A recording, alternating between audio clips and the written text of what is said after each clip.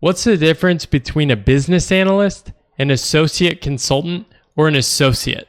I want to show you the difference of these titles in the top three consulting firms, McKinsey, Bain, and BCG, and show you how the path differs in a consultant's tenure at a consulting firm.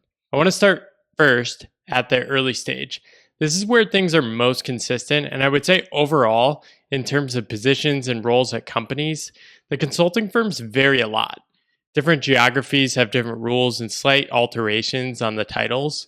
And even within countries and regions, they have different exceptions based on what's really happening in the demands of the sector and how talented people are. If people are bringing in clients early on in their career, they're going to move along a lot faster than if they're just driving on the work. So let's first dive into the early career roles. In early career, there's different variations based on the firm. At McKinsey, the entry level is called business analyst. Sometimes there's a senior business analyst role if you stay on for an extra year. And then after grad school or any grad school, or if you're coming in as an experienced hire, you become an associate. Now, this is confusing because at BCG, associate is the entry level post-undergrad consultant. And then when you graduate from that, you become consultant, right? So this is a little confusing if you're comparing across the firms. At Bain, it's slightly different as well. The entry-level analyst is called associate consultant. They much more often move people on to that senior associate consultant role for like a year, sometimes shorter, before becoming a consultant. So the timelines of these, each of the roles are about 2 years in role at Bain. They might spend 3 years at the junior level. It does vary. Some people spend 3 years in the BA role or become a senior business analyst before staying on and not going to grad school, but more or less 4 to 5 years in both of these roles. And that does not include grad school. So grad school could be anything like law school or business school or even a 1-year master's. So it could be 1 to 3 years. So this really could be anywhere from 5 years to 8 or 9 years, depending on where you go to grad school, what kind of breaks you take, and how you set up the early career tenure at these firms. At this point, this is when people start thinking about leaving. And when you hear about exit options in consulting, this is often when people decide to leave the firm. The reality is most people who start at the firm end up leaving, right? So a lot of people get really caught up in these partner tracks, but the reality is you're probably going to leave before you get to those higher levels of working at these firms. If you do decide to stay though, this is where it gets to the mid-level. And these tracks are estimates, right? So this could be anywhere from 4 to 6 years at BCG or McKinsey, or 5 to 7 based on what I've heard from friends who've worked at Bain. I've only worked at BCG and McKinsey, so I'm more familiar with those timelines, but these really could change based on the region and industry and sectors you're talking about. One nuance here is Bain, who has a manager and senior manager role. So based on talking to people that work at Bain, these roles can be slightly more responsibility than you might see at BCG or McKinsey, but they take longer. And people have said that everyone at Bain talks about this and knows that their path to partner is longer. One trade-off, though, is if you do become partner, there's pretty good rumors that the Bain partners make more than BCG and McKinsey partners. Now, I have no idea if that's true. I need to dig deeper into compensation and things like that, but that's what I'm hearing.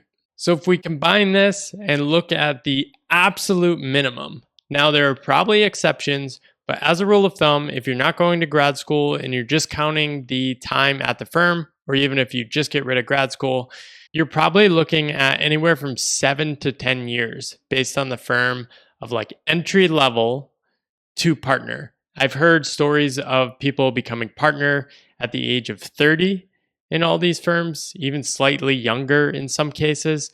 Oftentimes that involves people graduating early from school or entering at a higher level, or just joining an industry like technology that's just growing rapidly and people are able to build more connections with clients, especially something like tech, where being younger is not as much of a hindrance as it might be working in an industrial sector where you're trying to network with 50-year-old people.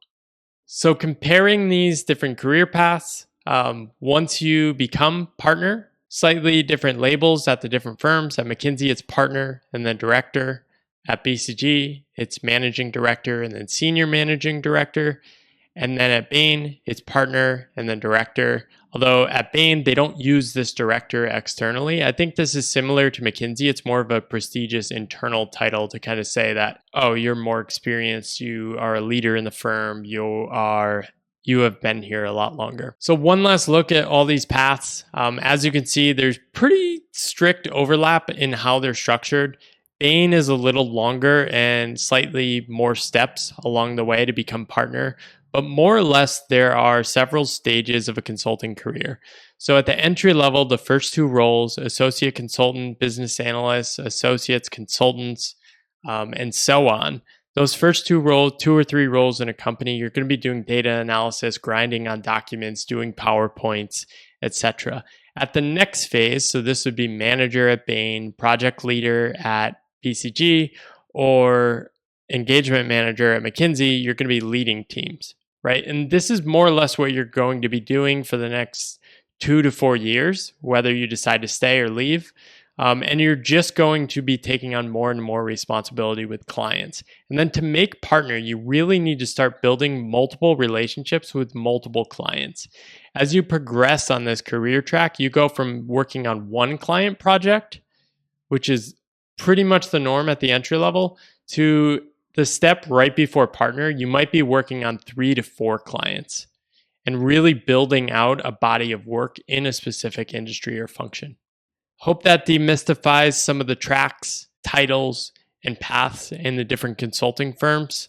I think junior people probably worry too much about how long does it take to become partner. The reality is 90% of people probably leave consulting firms before that, for a number of reasons, other interesting opportunities, it's too much work, work-life balance, and so on. If you want to learn more about the consulting industry, you could check out this video up here. It's a deep dive into the broader industry and shows you how strategy consulting fits into the broader ecosystem of consulting.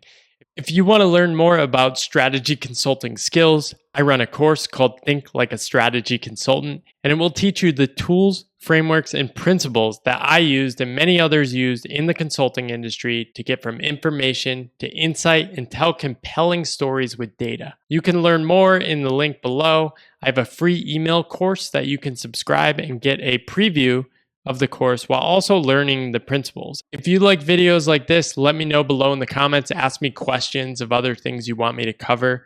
I'd love to explore anything in the consulting industry or strategy and business in general. If you like this kind of content, subscribe over here, hit the red button, and let me know what you think.